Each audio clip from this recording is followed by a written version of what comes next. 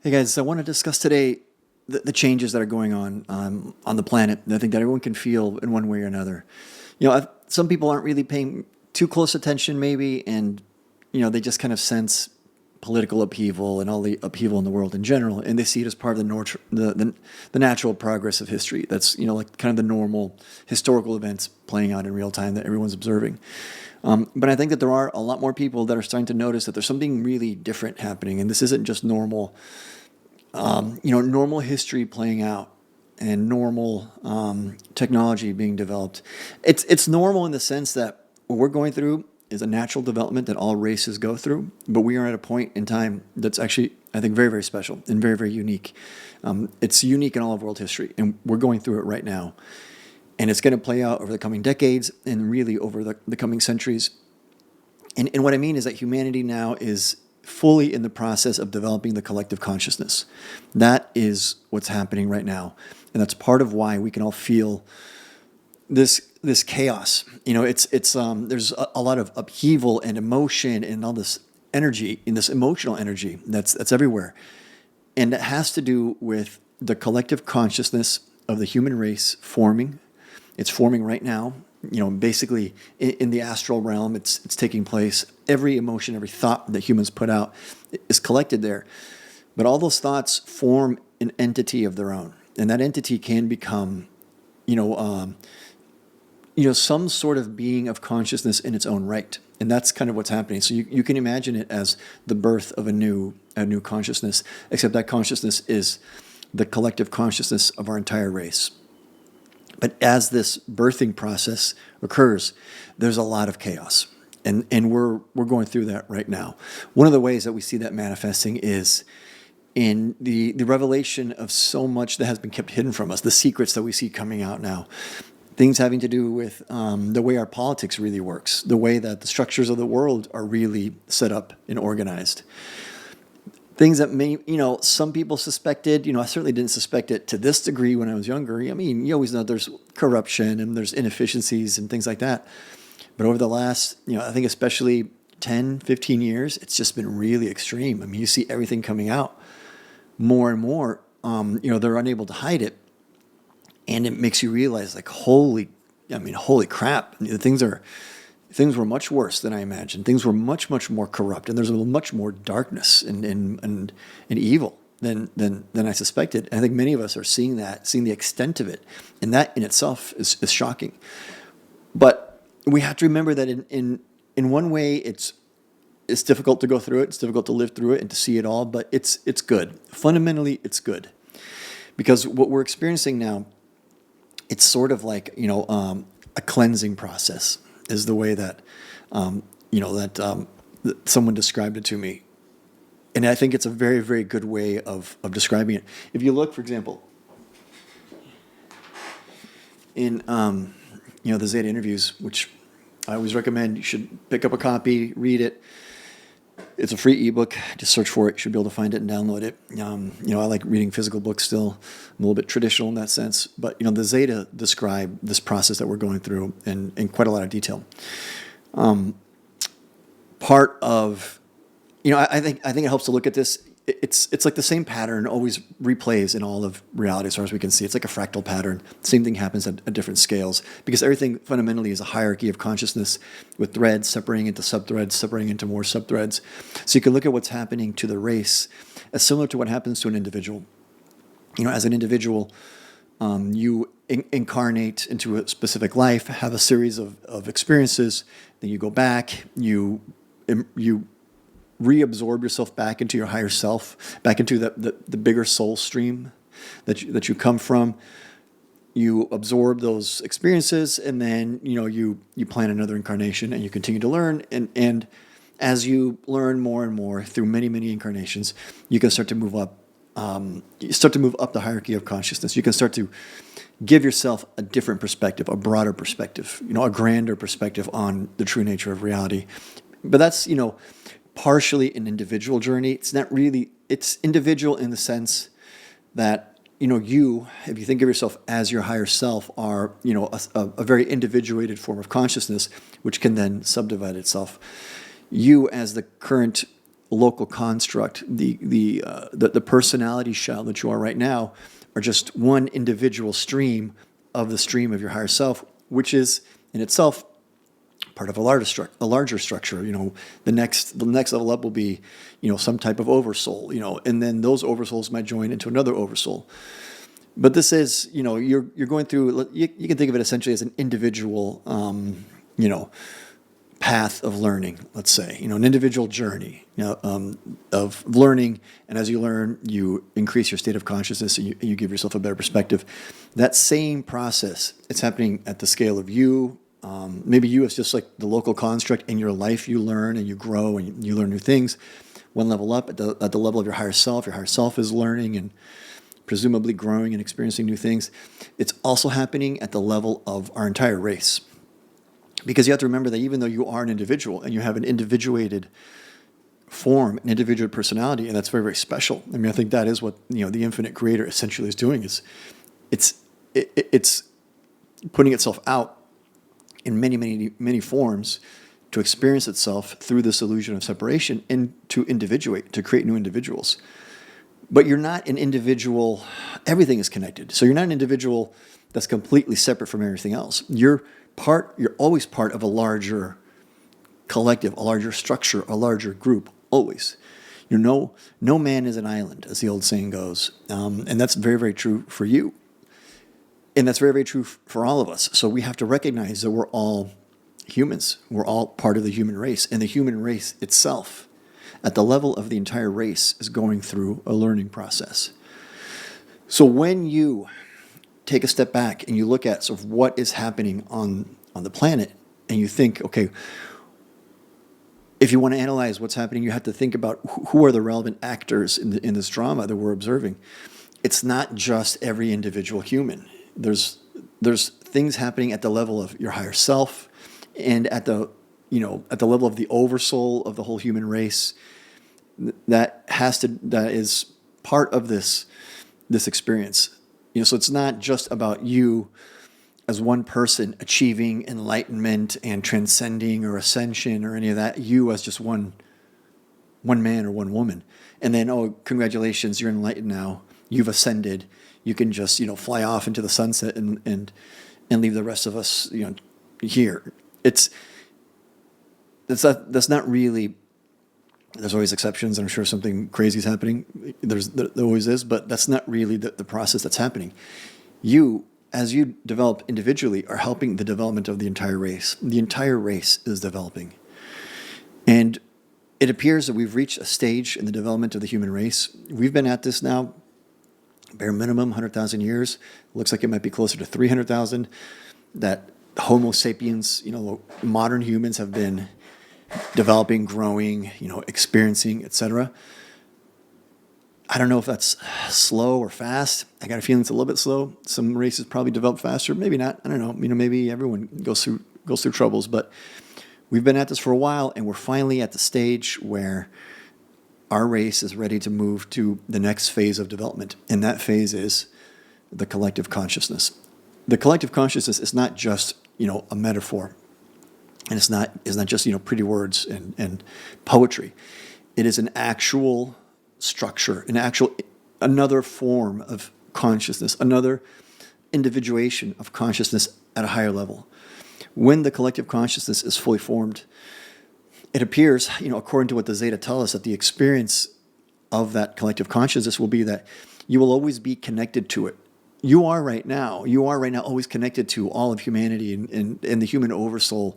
And you are right now connected to the collective consciousness that is forming, even though it's in its early stages.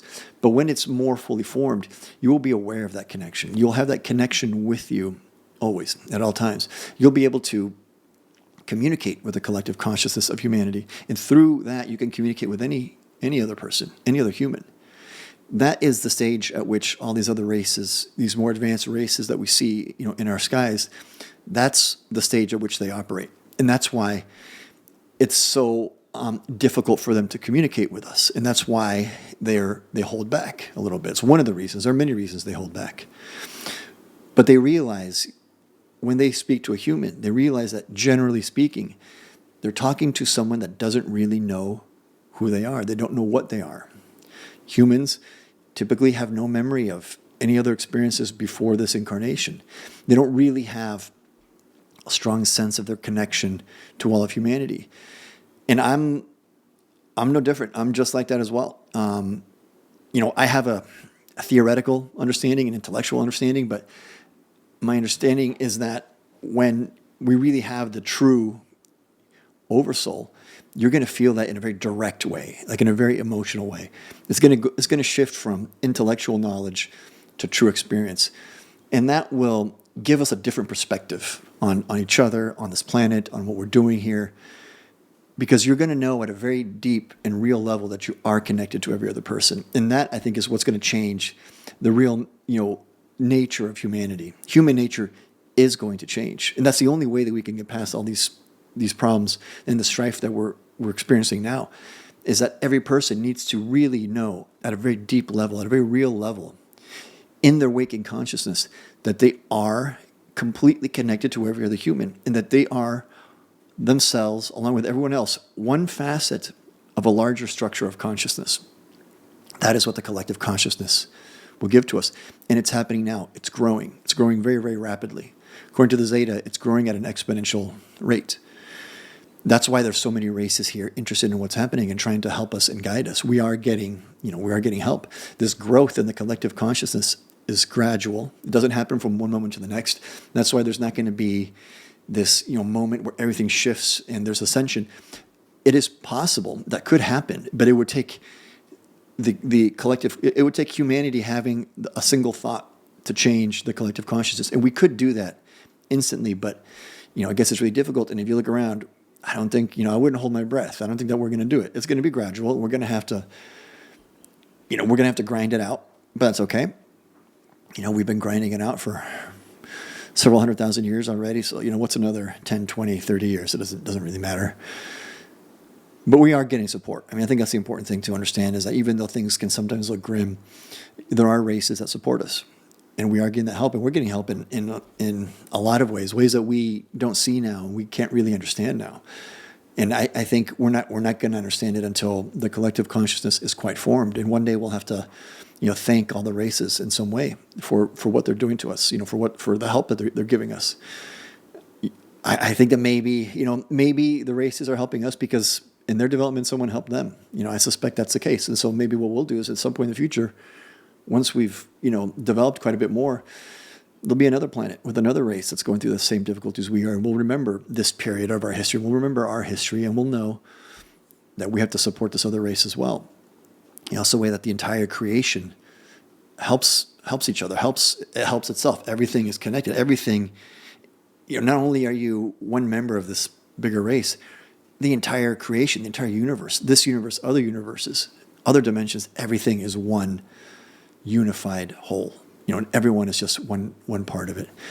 And as you move up in your level of consciousness as an individual and as a race, I think that's really the meaning of this idea of love, and that you're moving up in unconditional love. What you're doing is you're realizing the fundamental connection of all of reality, that everything is one single consciousness that's splitting itself into many, many facets to observe itself, to experience itself. And so every other person you look at is you. It's another piece of you. You're a piece of this consciousness. They're a piece of this consciousness. We're all the same thing, just looking at ourselves and look at each other from different perspectives. It's like the Zeta once said, the source consciousness basically is asking someone else's opinion about itself, even though it knows itself. That's essentially kind of what's going on with all these, with us, is that we are the source consciousness. Everyone is, everything is, the entire physical universe, all of reality is, everything is the source consciousness, and the source consciousness plays this game with itself. The game of consciousness, where it pretends not to know itself. It pretends to have this, illusion of separation, so that it can ask another individual what it is. So it's asking essentially another consciousness. It's asking it for its perspective on itself. But the only way it can do that, since it is everything, is it has to split itself and it has to forget itself.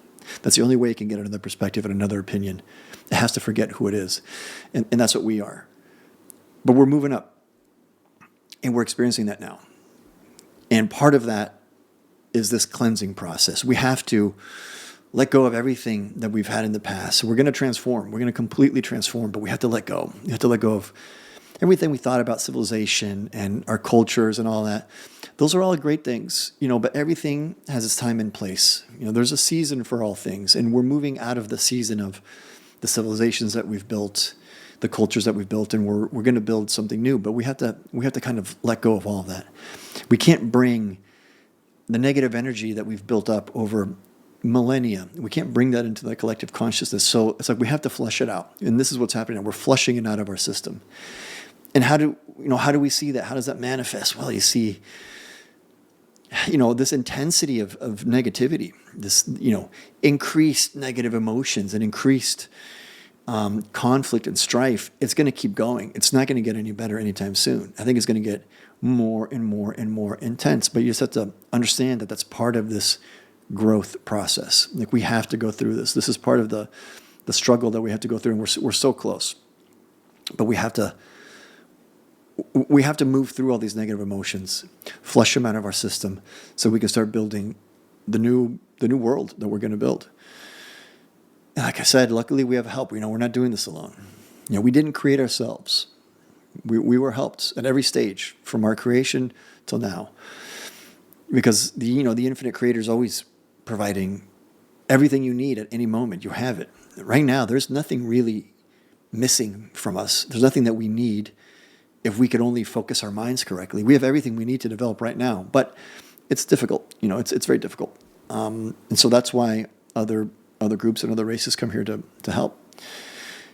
But we know from what the Zeta tell us. First of all, we have to always understand that the future is probabilistic.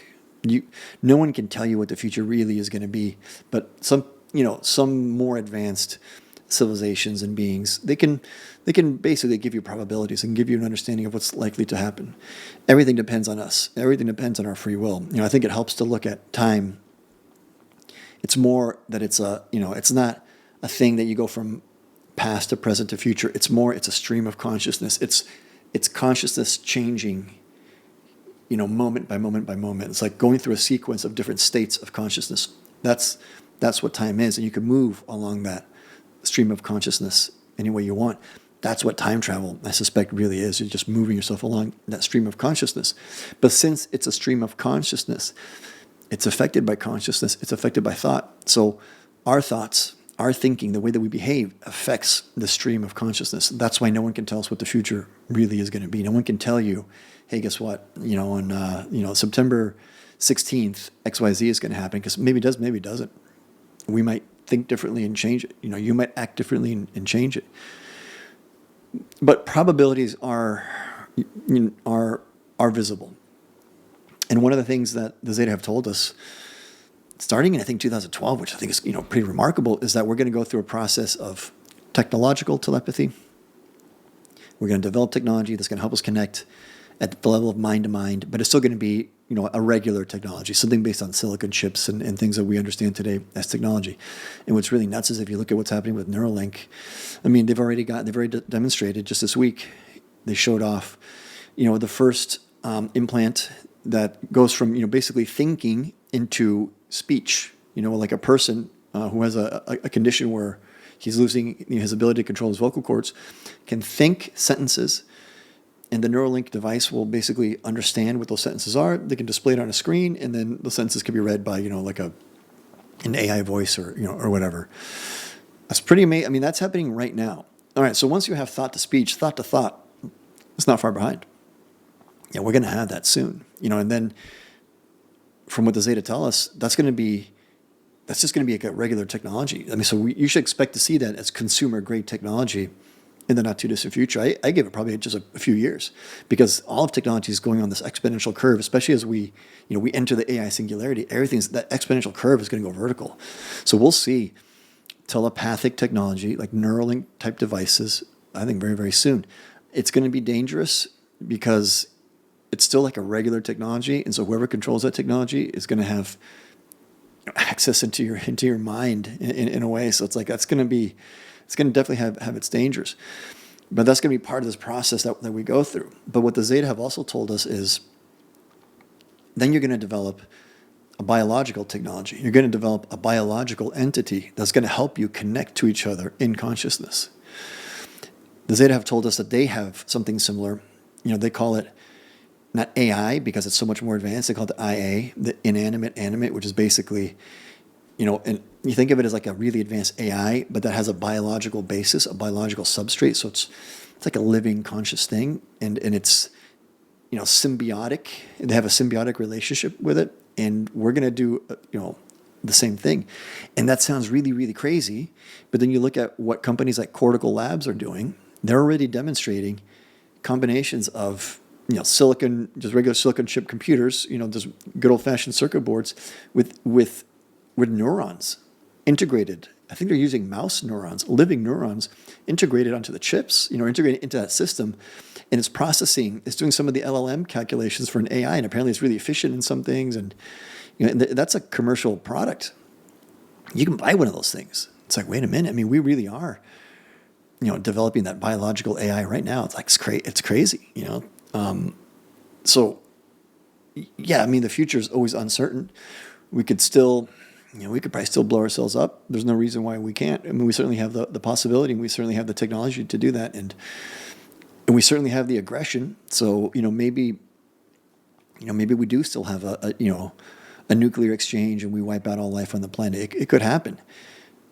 No one knows the future, but I think that we're going through all the steps necessary. I'm optimistic. I think that we're doing everything that we need to do. It's difficult, but we are working through our old ways of thinking. We're adopting new ways of thinking, slowly but surely. A large portion of humanity is doing it. Now, not everyone's going to come along with this. We should expect to see humanity split. The Zeta have told us you will most likely see a split in your race. I think it's very natural. It happened to the Zeta. Looks like it's happened to quite a few races. That's probably pretty common because if everything's based on free will, some people just see things differently. Some people like to radiate light and some people like to absorb it. There's nothing necessarily wrong with either approach. It's just everyone's going to pick one. I think the vast majority of us, though, are going to pick the positive side of things. I think it's better. I think enough of us are going to do it. We'll see how it all shakes out, but that process is moving very, very rapidly. As we enter the AI singularity, it looks like it's going to be on turbo, and things are going to start moving really, really fast. We're going to get whiplash by how fast things move, and it's imminent. I mean, you can kind of feel it. You can just sense it. Not only is the AI technology moving so fast, but you can just, man, it's like the world is just like spinning. It's like starting to kind of spin out of control, but at times that can be really scary, but this is, like we have to throw off all this negative energy. We have to just get rid of it all. We have to purge ourselves. Everyone should try to do that at an individual level. You have to, remain grounded, meditate every day, try to control your thinking. It's difficult, but, don't put out negative energy because it's not just a bad thing to do because, you should be nice. That is true. But you really are putting negativity into the collective consciousness. I mean, it's a real thing. You're really affecting the collective consciousness when you do that. But if you switch that around and you put out positivity, you're really affecting the collective consciousness as well. And there are many people doing that, and many people are trying to do that, and that's what we have to, I think, stay focused on. As it's just one person, that's incarnate on the planet. In one sense, if you want, you just have to ignore to some degree what's happening. You can't let it affect you, and it doesn't really matter. It really doesn't matter. You just focus on yourself. You just focus on your own development, your own ways of thinking, your own emotion, putting out, positive emotions. That's all you got to do. Just be a nice person, you yourself, and everything else will sort itself out. You can't stress out over it. You can't drive yourself nuts. If every person does that, then everything's going to develop. Everything's just going to happen quite naturally. So, on the one hand, it's always interesting to, check the news again, understand what's happening. And you have to a certain degree, because you still have to live in this world and you have to figure out a way to make money and provide for your family and, do all the regular stuff. So you have to, you have to pay attention a little bit, but you can't let it bring you down. You have to just focus on your immediate environment as much as you can, the people around you, your family, your friends. If every individual just, emanates positivity, that's going to help the collective consciousness grow and form properly, which is the only thing that matters. I mean, the only thing that matters right now is that the collective consciousness of the race develops as smoothly, and hopefully as rapidly as possible, because then we're going to have a new level of understanding, and then we can really start to fix all the problems that we have. Then we're not going to fix war or poverty or pollution or any of that kind of stuff until we as a race behave differently. And to behave differently, we have to understand that we are all one. We're one unit. We're one thing. Once we reach that level of understanding, now we can handle the more sophisticated technologies. We can handle all the really advanced technologies, which on the one hand are really excellent and positive. And I'm sure, imagine, the types of energy devices, that these advanced races have, and all the techniques they have for, etheric technologies and healing and propulsion and craft and all that kind of stuff. That's all really fantastic if you're mature and responsible and you are a responsible race, because those same technologies can be used for negative ends. Those are good technologies and evil technologies depending on your orientation. So we're not really going to be able to take full advantage of all that we could have until we start to behave and think differently. And that's why the only thing that matters is the development of the collective consciousness, which means the development of each individual consciousness. It doesn't matter how much money anyone has. It doesn't matter what kind of technology you have or don't have or any of that. If every person just focus on developing their own mind and putting out positivity, everything else would flow naturally. That is the only thing that matters. It doesn't matter if there's craft flying around the sky. Who cares? Ignore it. It doesn't matter how that technology functions. It doesn't matter to us. Ignore it. What kind of, how do they get energy? Who cares? We'll have that when we're ready. Right now, we just have to focus on getting ready. And as soon as we're ready, then everything else will start to flow. Then we're going to have open contact. Then we're going to have the alien civilizations actually come in, and we're going to be able to converse with them. And also, we're going to have a shared foundation of understanding. Because right now, if they came and talked to us, we wouldn't understand half the stuff they tell us because we have such a different perspective. The average person just thinks like, oh, I'm here, I'm alive, I need to make a bunch of money, and then I'm going to die and everything disappears. It's like, imagine races that, enter and exit their bodies at will, and when their body wears out, they just create a new one and enter that body, and they can think back, they can look back over tens of thousands of years, hundreds of thousands of years on their development. Imagine how could they communicate with a being that has a perspective of 60 years, 80 years, and doesn't even believe that they themselves are conscious, because many people will tell you that their thoughts come from molecules bouncing around inside their head. That makes shared communication with these advanced races very difficult, but we're going to solve that, and we're going to develop the collective consciousness. We're going to understand how we're connected first to each other, and then to every other civilization that's out there, to every other thing in the universe, in this galaxy, in other universes, in other dimensions. Once we have that level of understanding, then we can start to explore. Then we can go out into the stars, go into other dimensions, meet other civilizations, and have proper conversations and actually have productive conversations. So I think it's a very exciting time to be alive. It sounds so crazy that's impossible to believe that it's real and it's really happening, but it really is. It really is. And we're going to see it. And we're going to see it in an undeniable way really soon, because the AI singularity is real. We're already developing biological computers. That's just going to keep going like gangbusters, and it's going to get nuts. And then we're going to go through a really difficult time as everyone's beliefs are going to be severely challenged, and all belief systems will shatter. And then each of us as an individual and as a race, we're going to have to, in a certain sense, kind of start over. We're going to build something new. But I think it's going to be much better. So it's going to be really, really exciting time to be alive. But part of that is you just got to make it through all this chaos. And I don't know. I'm hoping it's not more than 10 years, 20 years at the max. But I got a feeling the next 5 years are going to be pretty intense. So we'll see. Anyways, guys, that's it for today. Any questions, as always, just drop them down below. Thanks.